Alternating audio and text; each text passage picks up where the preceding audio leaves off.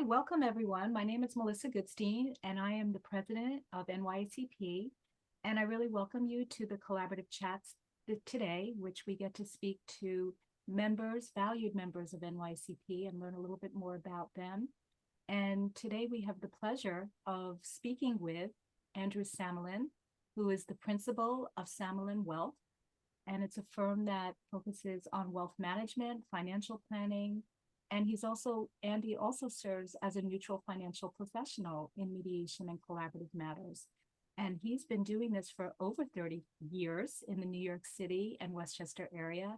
And Andy has also been a member of NYCP for many years and has served, I think, 2 or 3 terms on the board, as well as he has served as our treasurer. So I really welcome you, Andy, and thank you so much for taking the time to speak with us today. Thanks for having me, Melissa. Pleasure. So Andy, where did you grow up? Can you tell us a little bit about where you grew up and where you reside now? Sure. I grew up in northern Westchester in Yorktown, around the corner.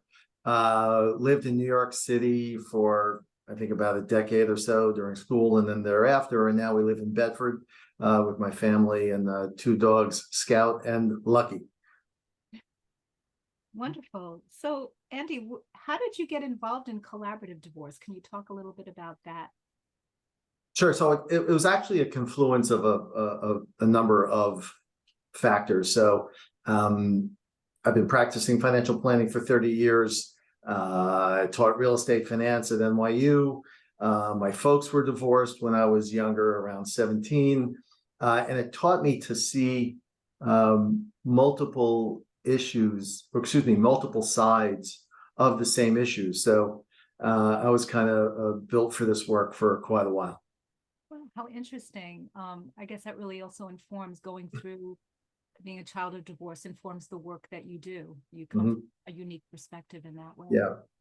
So just jumping off about your work, because you have different roles or your firm provides different services. When you're considering hiring a financial neutral, provide some kind of framework in terms of questions to ask and when considering it. And can you explain a little bit of the difference between the services that you offer in the wealth management as opposed to the financial neutral in that role in the mediation and collaborative process? Sure. By the way, I wouldn't underestimate how important that question is, not only for the clients going through a divorce, but for the professionals who are contemplating hiring a financial professional.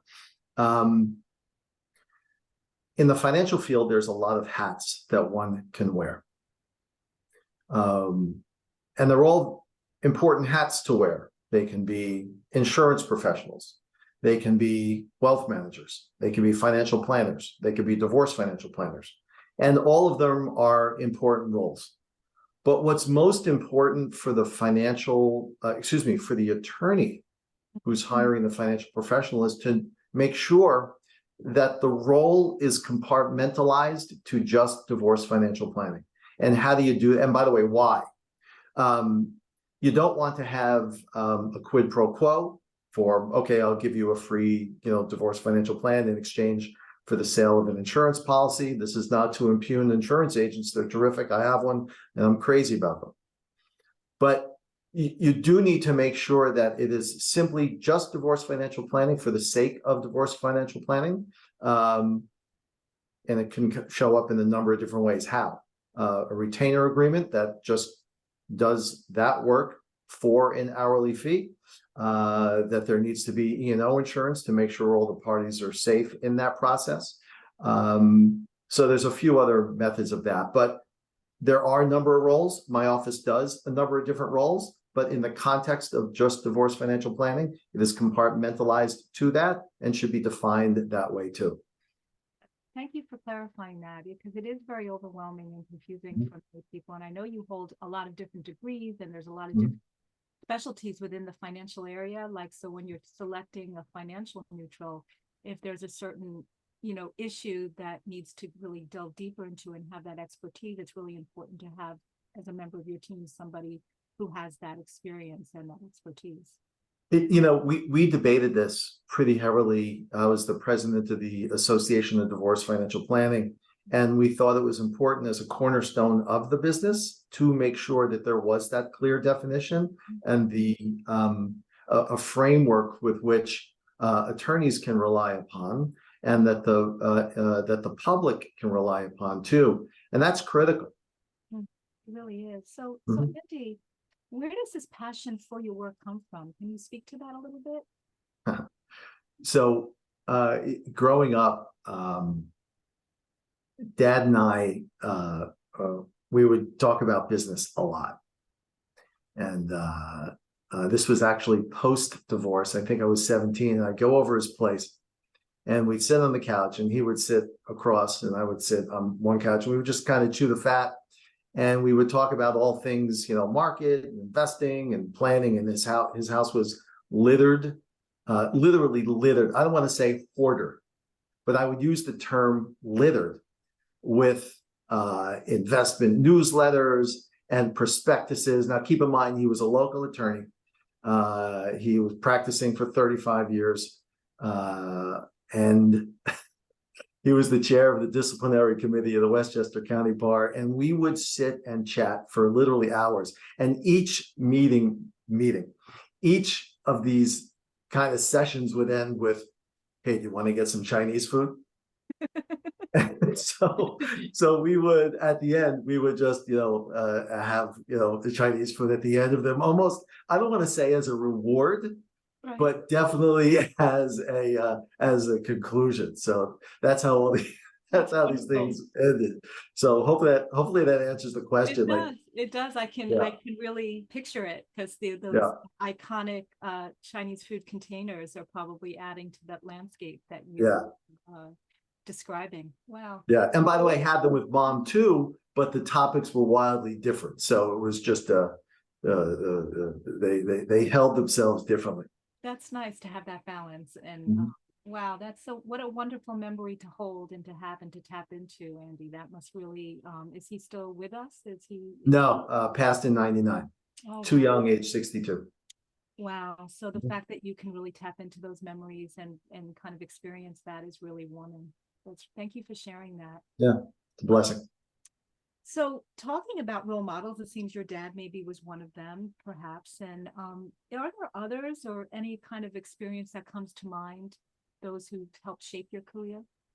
So a little insider thing to everyone watching, both the professionals and the clients as well. Melissa and I went through this question prior, and I have since amended my answer because I'm a Facebook Reels addict. And there was this Facebook Reel, and I thought of you, Melissa, instantly when it popped up, and it was from Fred Rogers, aka Mr. Rogers. And he was asked the same question. This was literally 2 nights ago. And he was asked the same question. And in the Mr. Rogers kind of way, which everyone in our age group can definitely relate to, for sure, where they asked him that, and he answered, I am so appreciative of all the mentors, and I learned so much of them that I'm going to ask that we all take 10 seconds and we think back at our lives. And let's pause and say thank you to them silently, in our own way and in our own words, and thank them. If we haven't had the chance to thank them, maybe because they're not around, or because we have parted ways, or for whatever the reason.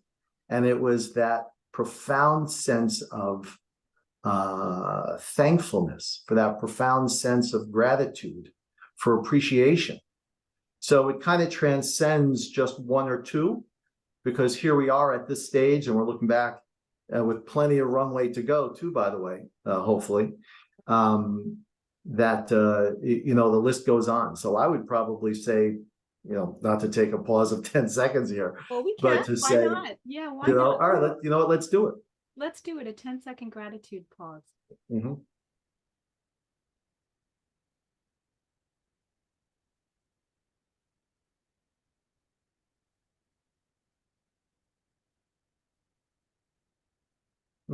Thank you for that, Andy. That's Yeah, I know doing a gratitude list as a way of just kind of centering and taking a break and a pause is really energizing. And it is. it really And is. almost tis the season too, by the way. That's right. That's Yeah, right. Thank you for that, Andy. That was really special. yeah. You're So welcome. if you're going to be telling your younger self how to prepare for the career ahead, is there something that you would think of to tell? Absolutely. You gotta like it because you're going to be doing it a while. And if you don't like it, don't be afraid to bail. Don't be afraid to change. Don't be afraid to make a shift because it's not a practice run. You got to be into it. And the more you're into it, the better you'll be. It's a self-fulfilling prophecy. It's a virtuous cycle upward. And I would imagine that the opposite is true. So make that choice. Don't be afraid to course correct. That's excellent. I really like that, Andy. You got to be happy. You have to be engaged Yeah. and want to Mhm. do what you're doing. Mhm. If working in this divorce area for over 30 years, and has there been a divorce tip that that you've come up with that that you're willing to share with us? If there's a A- tip. Absolutely. And I think it's kind of simple. And I think all the proponents of as well as the founders and the proponents and the staff and the professionals that get involved in collaborative work and mediation, where it's a game changer. We're thinking about it today, and some of the folks of our age and maybe a generation younger, that technology did not always exist. I'll use the term technology as a means or a method, Right. but it always didn't exist. And it requires certainly two parties to execute a solid collaborative case, as well as mediation, and they don't always work. But my advice would be try collaborative, try mediation, and you'll save yourself time, you'll save yourself energy, you'll save yourself your soul, you will save your shared history, your shared future. Your kids will thank you and your grandkids will thank you. And it's saving much more than dollars and cents here, and as financial neutral to come from that perspective and know Mhm. what you're saving and what the Mhm. costs are that's incredibly impactful. Absolutely. I mean, the dollars and cents, certainly that's what we do every day, but that's just one piece of the pie. Just one. And some would argue the less important of the two, given just how time constrained, we are. But that's the one piece I would do. I would try it. You may not be successful, but you got to try. You gotta try. Yeah, Mhm. excellent. So, Mhm. Andy, can you complete this sentence for me? If I had a day off, I would. Play golf or listen to music or compose music or play in a band. And Andy, you do play in a band. Could you Yeah. talk about that? Yeah. Yeah. That's what I do on my day off. It's great. I know I've heard you play and you're Yeah. awesome. And you have Yeah. a gig coming up, don't you? We do. We're actually opening. This is so funny. I mean, some friends from high school called and said, "Hey, Andy, let's put the band back together." So I said, "Sure, why not?" So we're actually opening for the Whalers. We're shooting this video is taking place in September. We're opening for the Whalers October 14th at the Bedford, the Whalers, Bob Marley and the Whalers. Yeah. Oh my God, yes. Yeah, without Bob Marley, obviously. But I think his son took over for the Whalers at the Bedford Festival, Bedford Music Festival, That's right. I went to the first which is one tons last of fun. week. Yeah. By the way, shout out to Melissa's husband, Stephen, who played with us at, what was it? It was the It was NYACP our holiday annual, party. yeah, it was a holiday party during COVID where we had talent. I didn't have much. I just baked latkes and made applesauce, but much more unbelievable talent was out there. And yes, you did a song, and my husband, who's always eager to join a band, Yeah. joined you, and it was an awesome experience. Yeah, And he crushed it. And by the way, how much talent does this group have? I mean, everyone was just killing it. It was one thing after another. It was. That's what I'm saying. I felt really Yeah. like I just did my potato latkes, and I was just really upstage. Yeah. But it was Yeah. really amazing, and really for us to even come together. And that's just the just going back to NYCP, is there, you've been a member for a while. Is there a memorable experience that you wanted to share with us about, in being involved within the NYACP? Sure. There were two cases, one positive and one did not go as well. Positive, after the wedding, they both walked their child, after the case, you'll forgive me. After the case, both of the parties walked their child down the aisle for their wedding. And the experience was, even in this new, this newly formed or reformed family, was a family. Wow. And they were able to do that beautifully. And the likelihood of it, of having that reality be present for everyone, the odds just simply wouldn't be as good had they taken another route. In the negative case, one case that sticks out is that they were just about at the finish line, and there was one little component that they simply weren't able to work through, and the case took another approach after that. So the odds are is that the collaborative work does beautifully. And there are certain cases where it doesn't. And, all the professionals involved that are watching and the clients who are considering hiring those professionals, they work every day to make sure that the family is well represented and the parties are well represented. And we're all signing a participation agreement, committing to a process and committing to working together in the best way possible to help families resolve conflict. And listen, sure. Even if it didn't resolve, maybe there was some other takeaways that were positive. So, Andy, I ask all of my guests in the collaborative chats if they have a memorable dish that they would like to share. And I know I asked you this, and I'd like for you to share with us. Melissa, I'm banished from my kitchen. I am not, my wife, God bless her, doesn't let me in. It's called the lane, right? Andy, get out of the lane. Stay in your lane. Right. So what is the lane? So hold on. Let me define the lane. The lane is the area of the countertop and the wall that is the refrigerator and the stove and what have you. So aside from me not being able to be in the lane, right, even for prep work, Andy, stay out of the lane. Okay.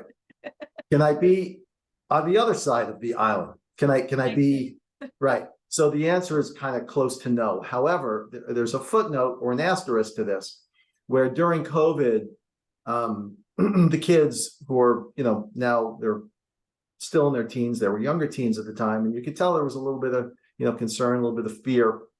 So I availed myself to make COVID fries. COVID fries. Yeah. They were home fries. They had nothing to do with COVID. They were wildly mediocre at best. And I controlled the lane on that particular case, right? I was formally banished, but I commandeered the lane. You got it. I said, I'm making COVID fries. These are going to be the best home fries ever. Okay. And the joke now is, even years after that, I'm like, hey kids, those were the best COVID fries, weren't they? And they're like, Dad, they weren't that good.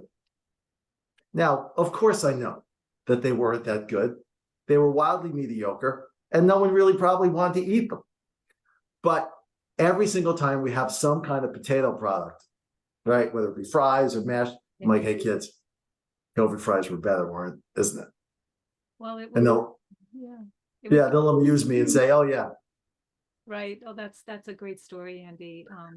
But it brings like the food of like a gathering and calming, and it was memorable, and it was an experience in a really stressful time, and you were able to get into that lane and create something that accomplished that. And I'm sure it's a lot more memorable. Kids are being kids, but they'll probably remember that for a really long time. Yeah. How special. So, Andy, as we're nearing the end here, I always like to also ask, where do you hope to be in 10 years, and where do you hope for collaborative practice to be? So I'm probably going to keep doing the same stuff. And the team that we have is both awesome and growing and they just crush it every day. So I'm probably just going to keep updating with where we are, learning more every single day. You know, we get better. I'm better than I was yesterday and not as good as I'll be tomorrow. So, you know, we'll just keep going. From a collaborative standpoint, one of my hopes is that collaborative fixes their marketing. And what do I mean by that? You're offering people a solution. And this solution is one that saves money, saves relationships, saves time,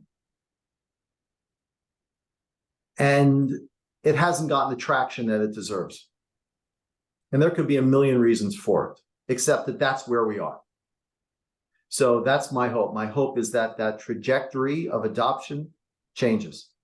And I will say that, you know, as we're coming to the end of this, that Melissa, all the work that you do as president of the NYACP, which is one of the largest practice groups in the country, is something that not only all the members appreciate, but I appreciate being a colleague of yours and a friend of yours, that the work that you do every day, and it takes a huge amount of time and a huge amount of effort and a huge amount of mind space. It's not just being on this Zoom. It's not just being at the board meeting. It's not just interfacing with the executive director. It is a mind share gravitational pull that you do on behalf of your clients and of your constituents and of your colleagues. So thank you for that. Well, thank you. That was really kind for you to say, and it's a passion that I have. But listen, I'm only as strong as the other members of NYACP, and we're all working together to create this movement to help families resolve conflict in a better way. And I'm passionate about it, and so many of the NYACP members, including yourself, are passionate too. And hopefully, this movement will gain as much traction, and I hope that it is the preferred way of resolving conflict in the future.